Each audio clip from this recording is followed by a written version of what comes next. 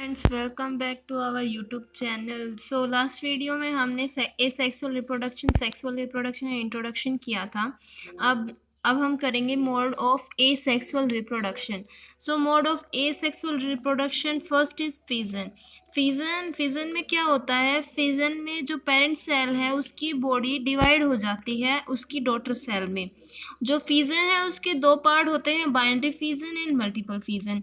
Binary मतलब दो, मतलब जो पेरेंट बॉडी है वो दो पार्ट्स में डिवाइड हो जाती है, और मल्टीपल मतलब बहुत सारे, मैनी पार्ट्स में वो उसकी बॉडी डिवाइड हो जाती है। तो बाइनरी फिजन के मेनली 4 टाइप होते हैं। तो बाइनरी फिजन की मेनली 4 टाइप होते हैं: लॉन्गिट्यूडनल, ट्रांसफर, इनरेगुलर एंड ऑब्लिक्यू। तो लॉन्गिट्यूडनल मतलब जो पेरेंट बॉडी है वो वर्टिकली उसमें डिवाइड हो जाती है टू डॉटर सेल में। ट्रांसफर मतलब हॉरिजेंटली, मतलब जो पेरेंट की बॉडी है वो हॉरिजेंटली अब टू डॉटर सेल में डिवाइड हो जाती है। उसके बाद है इरेगुलर। इरेगुलर मतलब जैसे कहीं से भी उसको कट किया जा सकता है, कहीं से भी वो अपने दो डॉटर सेल निकाल देती है। उसके बाद है ओब्लिक्यू। ओब्लिक्यू मतलब तिरछा, जैसे कोई भी ऑर्गेनिज्म है वो तिरछा दो डॉटर सेल में डिवाइड हो।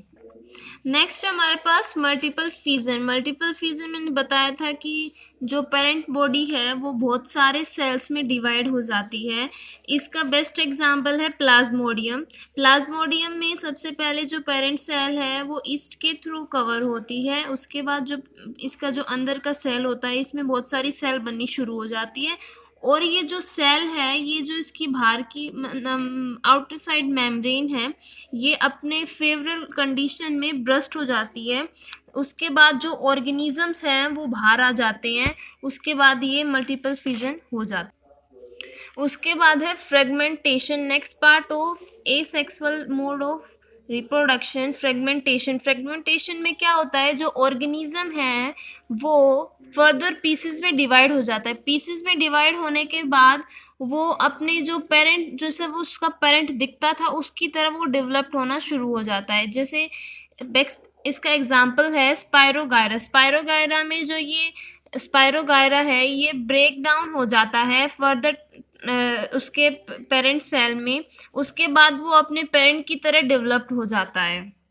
उसके बाद रीजनरेशन। रीजनरेशन भी फ्रेगमेंटेशन की तरह ही है, लेकिन इसमें जो बॉडी है ऑर्गेनिज्म की वो जब कहीं से भी कट हो जाती है, लाइक एस हमने लिजार्ड देखी होगी, अगर उसकी टेल कट हो जाती है तो उसकी रीजनरेट दोबारा उसकी टेल आ जाती है कुछ महीनों बाद। अब रीजनरेशन में सबसे बेस्ट एग्जांपल है प्लेनेरिया एंड हाइड्रा। हाइड्रा में बडिंग भी होती है, हाइड्रा में रीजनरेशन भी होती है। और ये प्लेनेरिया में आप देख सकते हैं जैसे कि फर्दर 3 पार्ट्स में डिवाइड हो गया, तो इस भूल ऑर्गेनिज्म बन गया। अब इसके रीजनरेशन के 2 पार्ट्स होते हैं, मॉर्फोलेक्सिस एंड एपिमॉर्फोलेक्सिस। मॉर्फोलेक्सिस मतलब अगर कोई भी ऑर्गेनिज्म मतलब उसका रीजनरेशन होता है, अगर वो कहीं से भी कट जाता है तो उसकी पूरी बॉडी का रीजनरेशन होता है। और नेक्स्ट पार्ट है एपिमॉर्फोलेक्सिस। एपिमॉर्फोलेक्सिस वो होता है कि जो लोस्ट पार्ट होता है ना सिर्फ वही रीजनरेट होता है, पूरी होल बॉडी रीजनरेट नहीं होती। हमारे पास नेक्स्ट टॉपिक आता है बर्डिंग। बर्डिंग मतलब एक छोटा सा बर्ड जो पेरेंट बॉडी के जो सरफेस है उसके ऊपर ग्रो होता है, उसके बाद वो एक न्यू यंग वंस प्रोड्यूस हो जाता है। इसका एग्जाम्पल है हाइड्रा। हाइड्रा में क्या होता है कि जो उसकी सरफेस है उसके पास एक छोटा सा बर्ड ग्रो होता है बॉडी के ऊपर, देन उसके बाद वो थोड़ा ग्रो करने लगता है। उसके बाद वो ग्रो करने के बाद वो पेरेंट की बॉडी से डीअटैच होता है। उसके बाद वो सेल्फ डिपेंडेंट ऑर्गेनिज्म बन जाता है। इसका एक और एग्जाम्पल है ईस्ट। ईस्ट की फॉर्मेशन होती है, उसके बाद इसके सरफेस के ऊपर बर्ड होता है। तब ये बर्ड थोड़ा ग्रो होता है तो वो टोरुला बन जाता है, और इस प्रोसेस को टोरुलेशन कहते हैं। टोरुलेशन के बाद इसमें ईस्ट में या फिर जो बर्ड हुआ है ये ग्रो अप होने के बाद या फिर सरफेस से हट जाता है या फिर इसके ऊपर ही नए बर्ड आना शुरू हो जाते हैं। हमारे पास नेक्स्ट आता है एस सेक्सुअल रिप्रोडक्शन का वेजिटेटिव प्रोपोगेशन। वेजिटेटिव प्रोपोगेशन वो होता है कि जो सिर्फ रूट को छोड़ के प्लांट का कोई भी पार्ट यूज करके हम नए प्लांट को ग्रो कर सकें। इसमें दो टाइप होते हैं, आर्टिफिशियल एंड नेचुरली। फर्स्ट हम पढ़ेंगे नेचुरली। नेचुरली बाय रूट्स, हम रूट्स के थ्रू उसको उगा सकते हैं, लाइक ए स्वीट पोटैटो, शकरकंदी, उसको हम उगा सकते हैं।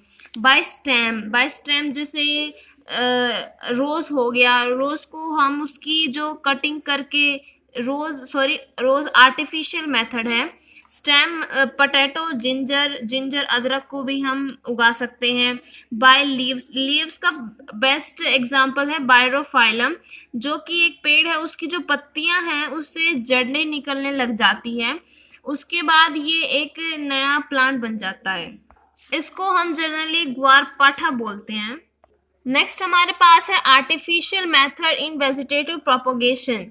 इसके आर्टिफिशियल मेथड क्या है? First is grafting. ग्राफ्टिंग मतलब हम जैसे हमारे पास कोई एक ऐसा प्लांट है जिसमें अच्छा फल आता है लेकिन अच्छा टेस्ट नहीं आता, और ऐसा प्लांट है जिसमें अच्छा टेस्ट आता है, अच्छा फल नहीं देता, तो हम उस दोनों के क्रॉस करवा देते हैं, जिससे वो एक बढ़िया पौधा बन जाता है। और उसके बाद ग्राफ्टिंग के फर्दर 4 टाइप्स होते हैं, crown grafting, wedge grafting, bird grafting, tongue grafting. Crown मतलब क्राउन की शेप में उसको कट करके दूसरा पौधा उसको लगा के, तो वो क्राउन ग्राफ्टिंग हो जाती है। वेज ग्राफ्टिंग मतलब नुकीली टाइप, जैसे हम नुकीला करके और ये ऊपर से दूसरा पेड़ लगा देते हैं तो वो वेज ग्राफ्टिंग हो जाती है। बर्ड ग्राफ्टिंग, पेड़ के बर्ड की शेप में काट के दूसरा बर्ड लगा देते हैं तो वो बर्ड ग्राफ्टिंग हो जाती है। टंग ग्राफ्टिंग, टंग की शेप में काट के और दूसरा पौधा उसके ऊपर लगा के, तो वो टंग ग्राफ्टिंग हो जाती है। उसके बाद है कटिंग। कटिंग में हम करते हैं कि रोज की कटिंग करके उसके ऊपर हार्मोन वगैरह लगा के और दूसरे रोज को लगा के, तो उसमें कटिंग की आर्टिफिशियल मेथड से हो जाता है। उसके बाद लेयरिंग। लेयरिंग मतलब जो एक पार्ट का पौधा लेके हम जमीन के अंदर उसको दबा देते हैं, फिर उसके बाद वो नया पौधा उग जाता है। सो नेक्स्ट वीडियो में हम पढ़ेंगे स्पोर फॉर्मेशन। इस वीडियो में यहाँ तक मैं करवा रही हूँ, तो आप वीडियो को लाइक कर देना, शेयर कर देना, कमेंट कर देना और चैनल को सब्सक्राइब कर देना। थैंक्स।